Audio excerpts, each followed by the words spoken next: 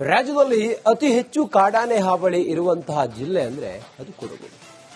ಕಾಡಾನೆ ದಾಳಿ ತಡೆಗಟ್ಟಲು ಸರ್ಕಾರದಿಂದ ವರ್ಷಂಪ್ರತಿ ಕೋಟ್ಯಾಂತರ ರೂಪಾಯಿ ಹಣವನ್ನ ಹರಿಸ್ತಾರೆ. ಆದರೆ ಅರಣ್ಯ ಇಲಾಖೆಯ ಸೋಲಾರ್ ಬೇಲಿ ಯೋಜನೆ ಮೂಲಕ ಹಣ ಪೋಲಾಗ್ತಾ ಇದೆ. ಈ ಬಗ್ಗೆ ರಿಪಬ್ಲಿಕ್ ಕನ್ನಡ ಒಂದು ಗ್ರೌಂಡ್ ರಿಪೋರ್ಟ್ ನೀಡಿದೆ, ಇಲ್ಲಿದೆ ನೋಡಿ.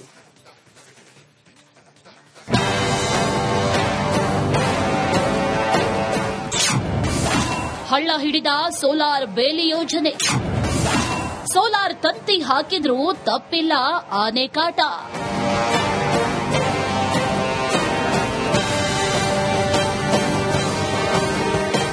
ನೆಲ ಕಚ್ಚುತ್ತಿರುವ ಸೋಲಾರ್ ಬೇಲಿಗಳು. ಕಾಫಿ ತೋಟದಲ್ಲಿ ಆನೆಗಳು ನಡೆದಿದ್ದೇ ದಾರಿ.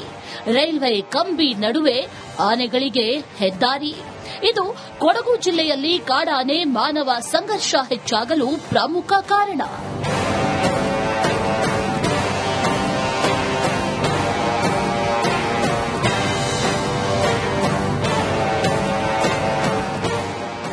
ಎಸ್, ಕೇಂದ್ರ ಹಾಗೂ ರಾಜ್ಯ ಸರ್ಕಾರದಿಂದ ಕಾಡಾನೆ ಹಾವಳಿ ತಡೆಗಟ್ಟಲು ಪ್ರತಿ ವರ್ಷ ಕೋಟ್ಯಾಂತರ ರೂಪಾಯಿ ಹಣ ಹರಿದು ಬರುತ್ತೆ.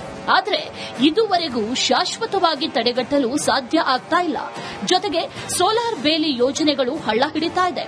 ಈ ಬಗ್ಗೆ ರಿಪಬ್ಲಿಕ್ ಕನ್ನಡ ಹಲವು ಸ್ಥಳಗಳಿಗೆ ತೆರಳಿ ಗ್ರೌಂಡ್ ರಿಪೋರ್ಟ್ ಮಾಡಿದೆ. ವಿರಾಜಪೇಟೆ ತಾಲೂಕಿನ ಮಾಲ್ದಾರೆ ಗ್ರಾಮ ಪಂಚಾಯತ್ ವ್ಯಾಪ್ತಿಯ ಸುತ್ತಮುತ್ತಲಿನಲ್ಲಿ ಅತಿ ಹೆಚ್ಚು ಕಾಡಾನೆ ದಾಳಿ ನಡೀತಾ ಇದೆ. ಇಲ್ಲಿ ಸೋಲಾರ್ ಬೇಲಿ ಸರಿಯಾಗಿ ಕೆಲಸ ಮಾಡದ ಹಿನ್ನೆಲೆಯಲ್ಲಿ ಆನೆಗಳು ಕಾಫಿ ತೋಟಗಳಿಗೆ ಹೋಗಲು ಹೆದ್ದಾರಿಯನ್ನ ಮಾಡಿಕೊಂಡಿವೆ. ಸ್ಥಳಕ್ಕೆ ರಾಜ್ಯ ವನ್ಯಜೀವಿ ಮಂಡಳಿ ಸದಸ್ಯ ಸಂಕೇತ್ ಪೂವಯ್ಯ ಭೇಟಿ ನೀಡಿ ಅರಣ್ಯಾಧಿಕಾರಿಗಳಿಂದ ಮಾಹಿತಿ ಪಡೆದರು. ರೈಲ್ವೆ ಕಂಬಿ ಅಳವಡಿಸಿದ್ದಲ್ಲಿ 70% ಆನೆ ಹಾವಳಿ ತಡೆಗಟ್ಟಬಹುದು ಅಂತ ಅಧಿಕಾರಿಗಳು ಮಾಹಿತಿ ನೀಡಿದ್ದು ಸ್ಥಳ ಪರಿಶೀಲನೆ ನಡೆಸಿದ್ದಾರೆ. ಈಗ ನೀವು ಹೊಳೆಯಿಂದ ಆ ಭಾಗದಲ್ಲಿ ಏನು ನೋಡ್ತಾ ಇದ್ದೀರಿ, ಹಿಂದಿನ ಭಾಗದಲ್ಲಿ ಅಲ್ಲಿ ಯಾವ ರೀತಿ ರೈಲ್ವೆ ಹಳಿಯ ಕಂದಕಗಳನ್ನ ಮಾಡಿದ್ದಾರೆ, ಅದೇ ರೀತಿ ಈಗ ಈ ಭಾಗದಿಂದಲೂ ಕೂಡ ಸುಮಾರು 8.5 ಕಿಲೋಮೀಟರ್ ರೈಲ್ವೆ ಕಂದಕಗಳಾಗಬೇಕಾಗಿದೆ. ಅದು ಮಾಡಿದಂತ ಸಂದರ್ಭದಲ್ಲಿ ಏನಾಗ್ತದೆ ಅಂತ ಹೇಳಿದ್ರೆ ಈ ಭಾಗಕ್ಕೆ ಆನೆಗಳು ನುಸುಳಕ ಆಗೋದಿಲ್ಲ. ಇನ್ನು ಅರಣ್ಯ ಇಲಾಖೆ ರೈಲ್ವೆ ಕಂಬಿ ಅಳವಡಿಸಿದ್ರೂ ಕೆಲವು ಕಡೆಗಳಲ್ಲಿ ಗೇಟ್ ಓಪನ್ ಮಾಡಿ ಇಡಲಾಗುತ್ತೆ. ಗೇಟ್ ಮೂಲಕ ಆನೆಗಳು ಸರಾಗವಾಗಿ ಗ್ರಾಮಗಳಿಗೆ ಲಗ್ಗೆಡ್ತಿವೆ. ಇದರ ಜೊತೆಗೆ ಸೋಲಾರ್ ಬೇಲಿಗಾಗಿ ಸಾಕಷ್ಟು ಹಣವನ್ನ ವಿನಿಯೋಗಿಸಲಾಗುತ್ತಿದೆ. ಒಂದೇ ಕಡೆಗಳಲ್ಲಿ 2 ಹಂತದಲ್ಲಿ ಸೋಲಾರ್ ಬೇಲಿ ಹಾಕಲಾಗಿದೆ. ಬಹುತೇಕ ಸೋಲಾರ್ ಬೇಲಿ ಕೆಲಸ ಮಾಡ್ತಿಲ್ಲ. ಆದರೆ ಪ್ರತಿ ವರ್ಷ ಹಣ ಮಾತ್ರ ಖರ್ಚಾಗ್ತಿದೆ ಅಂತ ಅರಣ್ಯ ಇಲಾಖೆ ವಿರುದ್ಧ ಸ್ಥಳೀಯರು ಕಿಡಿಕಾರ್ತಿದ್ದಾರೆ. ಕೆಲವು ಟೈಮಲ್ಲಿ ಸೋಲಾರ್ ಹಾಕ್ಬಿಡ್ತಾರೆ, ಅದು 1 ವರ್ಷ ಬರೋದು. ನನಗೆ 40 ವರ್ಷ ಆಗಿದೆ. 40 ವರ್ಷದಿಂದ ನೋಡ್ತಾ ಇದ್ದೀನಿ ಸೋಲಾರ್ ಹಾಕೋದು, ಬಿಚ್ಚೋದು, ಬಿಸಿ ಹಾಕೋದು, ಬಿಚ್ಚೋದು, ಬಿಸಿ ಹಾಕೋದು. ಅದೇ ಇಲ್ಲ, ಈಗ 4 ಟ್ರಿಪ್ ಹಾಕಿರ್ಬೋದು, ಇದು 5ನೇ ಟ್ರಿಪ್ ಕಾಣ್ತಿದೆ.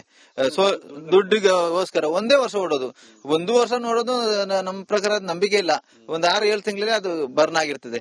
ಮತ್ತೆ ಯಾವ ಇಲಾಖೆ ಅಧಿಕಾರಿಗಳನ್ನು ನಿಜವಾಗಿ ಒಂದು ಯೋಜನೆ ತಯಾರು ಮಾಡ್ಲಿಕ್ಕೆ ಆದ್ರೆ, ಒಂದು ಈಗ ರೈಲ್ವೆ ಬ್ಯಾರಿಕೇಡ್ ಇಲ್ಲಿಂದ 5 ಗಂಟೆ ಹಾಕಿದ್ದಾರೆ, ಅದನ್ನು ಶಾಶ್ವತವಾಗಿ ಉಳಿಯಲ್ಲ. ಒಟ್ಟಿನಲ್ಲಿ ಕಾಡಾನೆಗಳ ಹಾವಳಿ ಹೆಚ್ಚಾಗಿರುವ ಕಡೆಗಳಲ್ಲಿ ರೈಲ್ವೆ ಕಂಬಿ ಅಳವಡಿಸುವ ಮೂಲಕ ಆನೆಗಳು ಕಾಡಿನಿಂದ ನಾಡಿಗೆ ಬರುವುದನ್ನು ತಡೆಗಟ್ಟಿ ಅಂತ ನೊಂದ ಜನರು ಆಗ್ರಹಿಸುತ್ತಿದ್ದಾರೆ. ಕ್ಯಾಮರಾಮನ್ ದಿವಾಕರ್ ಜೊತೆ ಅನು ಕಾರ್ಯಪ್ಪ, ರಿಪಬ್ಲಿಕ್ ಕನ್ನಡ, ಕೊಡಗು. ರಾಜ್ಯದಲ್ಲಿ ಅತಿ ಹೆಚ್ಚು ಕಾಡಾನೆ ಹಾವಳಿ ಇರುವಂತಹ ಜಿಲ್ಲೆ ಅಂದ್ರೆ ಅದು ಕೊಡಗು. ಕಾಡಾನೆ ದಾಳಿ ತಡೆಗಟ್ಟಲು ಸರ್ಕಾರದಿಂದ ವರ್ಷಂಪ್ರತಿ ಕೋಟ್ಯಾಂತರ ರೂಪಾಯಿ ಹಣವನ್ನ ಹರಿಸ್ತಾರೆ. ಆದರೆ ಅರಣ್ಯ ಇಲಾಖೆಯ ಸೋಲಾರ್ ಬೇಲಿ ಯೋಜನೆ ಮೂಲಕ ಹಣ ಪೋಲಾಗ್ತಾ ಇದೆ. ಈ ಬಗ್ಗೆ ರಿಪಬ್ಲಿಕ್ ಕನ್ನಡ ಒಂದು ಗ್ರೌಂಡ್ ರಿಪೋರ್ಟ್ ನೀಡಿದೆ, ಇಲ್ಲಿದೆ ನೋಡಿ.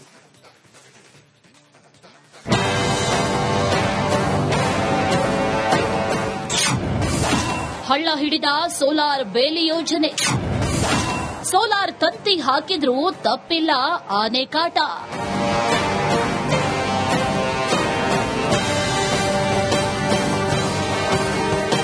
ನೆಲ ಕಚ್ಚುತ್ತಿರುವ ಸೋಲಾರ್ ಬೇಲಿಗಳು. ಕಾಫಿ ತೋಟದಲ್ಲಿ ಆನೆಗಳು ನಡೆದಿದ್ದೇ ದಾರಿ. ರೈಲ್ವೆ ಕಂಬಿ ನಡುವೆ ಆನೆಗಳಿಗೆ ಹೆದ್ದಾರಿ. ಇದು ಕೊಡಗು ಜಿಲ್ಲೆಯಲ್ಲಿ ಕಾಡಾನೆ ಮಾನವ ಸಂಘರ್ಷ ಹೆಚ್ಚಾಗಲು ಪ್ರಮುಖ ಕಾರಣ.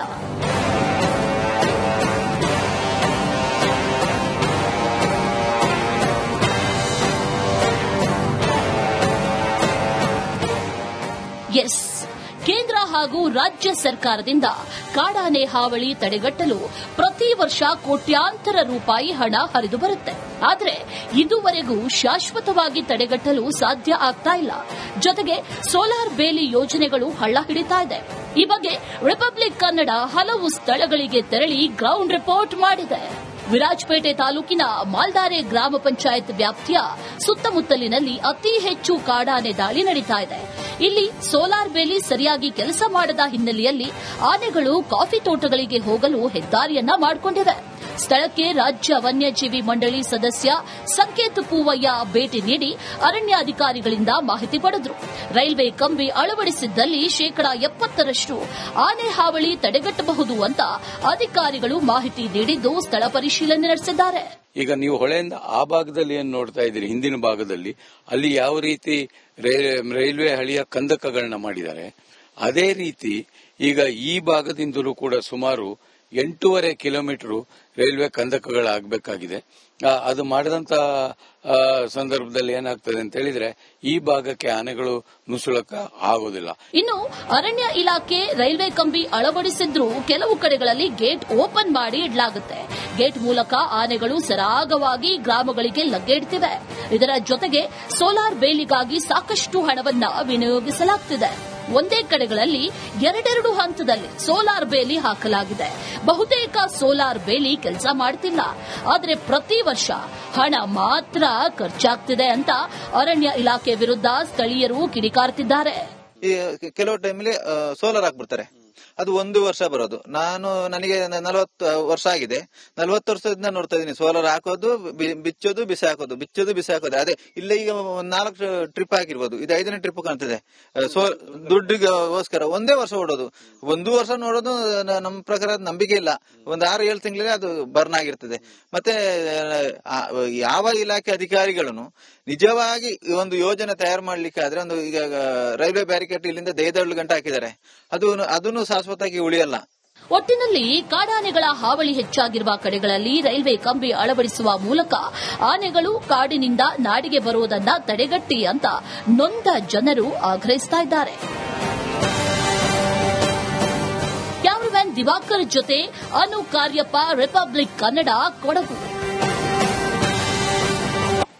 ರಾಜ್ಯದಲ್ಲಿ ಅತಿ ಹೆಚ್ಚು ಕಾಡಾನೆ ಹಾವಳಿ ಇರುವಂತಹ ಜಿಲ್ಲೆ ಅಂದ್ರೆ ಅದು ಕೊಡಗು. ಕಾಡಾನೆ ದಾಳಿ ತಡೆಗಟ್ಟಲು ಸರ್ಕಾರದಿಂದ ವರ್ಷಂಪ್ರತಿ ಕೋಟ್ಯಾಂತರ ರೂಪಾಯಿ ಹಣವನ್ನ ಹರಿಸ್ತಾರೆ. ಆದರೆ ಅರಣ್ಯ ಇಲಾಖೆಯ ಸೋಲಾರ್ ಬೇಲಿ ಯೋಜನೆ ಮೂಲಕ ಹಣ ಪೋಲಾಗ್ತಾ ಇದೆ. ಈ ಬಗ್ಗೆ ರಿಪಬ್ಲಿಕ್ ಕನ್ನಡ ಒಂದು ಗ್ರೌಂಡ್ ರಿಪೋರ್ಟ್ ನೀಡಿದೆ. ಇಲ್ಲಿದೆ ನೋಡಿ.